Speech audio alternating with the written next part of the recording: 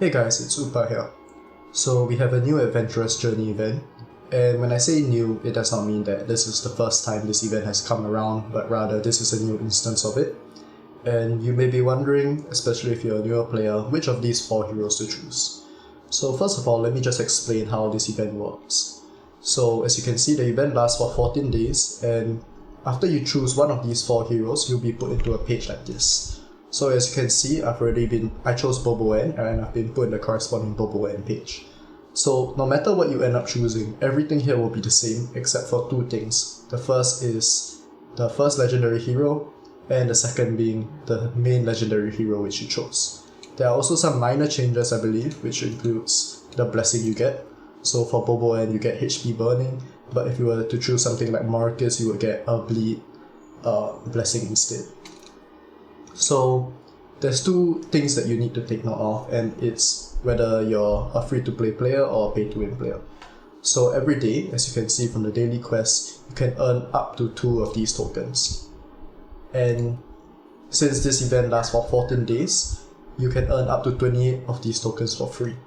So you can take a look at the rewards that you get as a free-to-play player, and it's not that significant beyond things like a few excellent runes, 1 supreme rune, the lower tier legendary hero, and some echo wishes.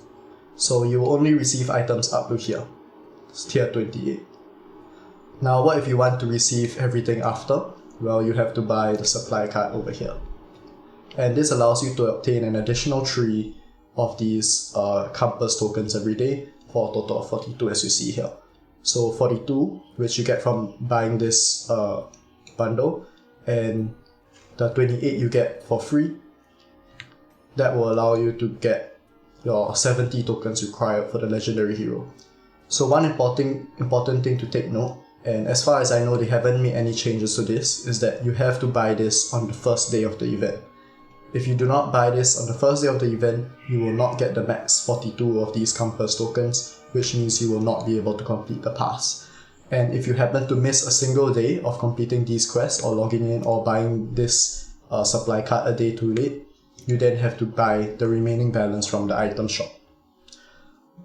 So if you're a spender, you actually do not want to buy any of these, just buy the supply card as long as you buy it on the first day of the event.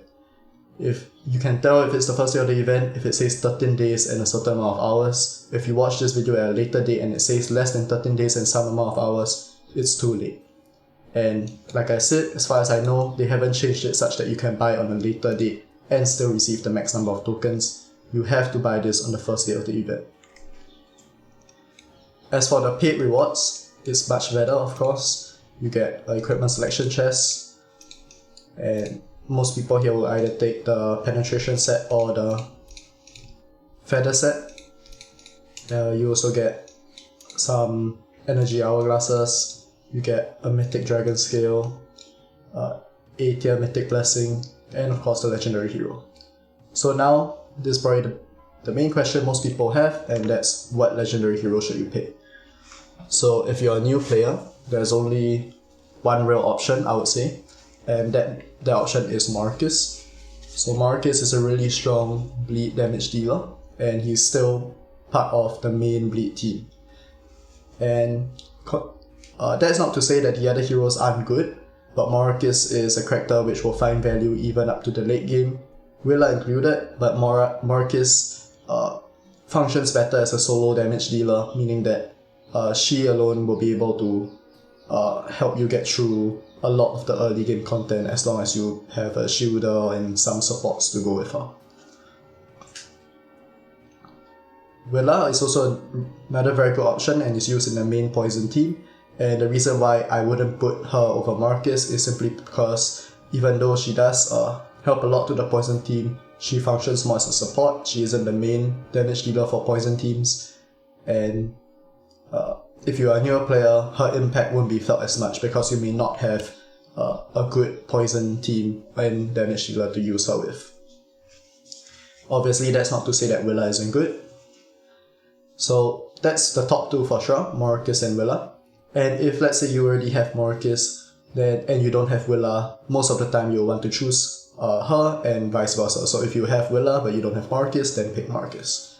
And for the next two options, they're definitely not as good as Marcus and Willa. So let's start with Boboen, and Boboen is a HP burn damage dealer, and I would say she's only decent. She does do good damage, but she's not part of the main HP burn team, and there are alternative options which still do just as well. So things like Anhee Jin kind of fills the same role as just a HP burn damage dealer.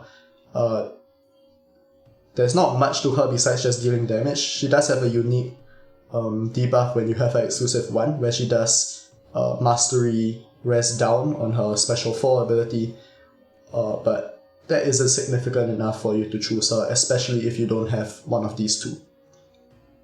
And lastly, we have Surtur.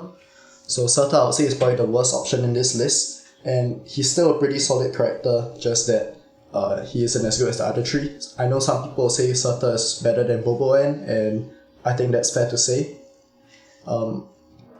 Surtur primarily is focused on PvP content, and I don't believe that he's really used as much now when there's so many stronger options. Definitely not used in even the top few Classic Arena teams, and for Advanced Arena, I don't believe he has a slot in the top 3 teams either.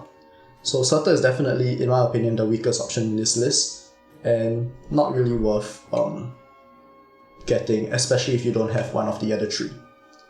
So, in my opinion, the order in which you should prioritize getting them, depending on if you don't have all of them, would be Marcus first, next is Willa, then Boboen, and finally Surtur. So this is for pay-to-win players, and as a free-to-play player, you will notice that you actually can get the lower tier legendary. So unfortunately, none of these lower tier legendaries are actually good, and so there's only 2 real ways I would say you can choose if you're only going to get the lower tier legendary anyway. The first of which is if you want a character which you already have, so that you can build towards your Incarnate Sanctuary. So if you're a newer player, Incarnate Sanctuary appears when you have an exclusive 5 legendary, and subsequent copies can be put into the Incarnate Sanctuary for additional buffs. So maybe you have 5 copies of Oakmin, or exclusive 5 Oakmin rather, and then maybe you want to add a Oakmin copy to your Sanctuary, you can do that. The second option is to choose a legendary which you don't have, and this will fill up your gallery and allow you to get some more rewards as well. So besides that, these lower tier legendaries don't actually have much use, and if you're a free-to-play player, you don't really have to think much of what track you want to choose, and just do your daily quests and get the rewards you can as a free-to-play player. So that's all for today. Thanks for watching. If this was useful, please like and subscribe, and I'll see you guys next time.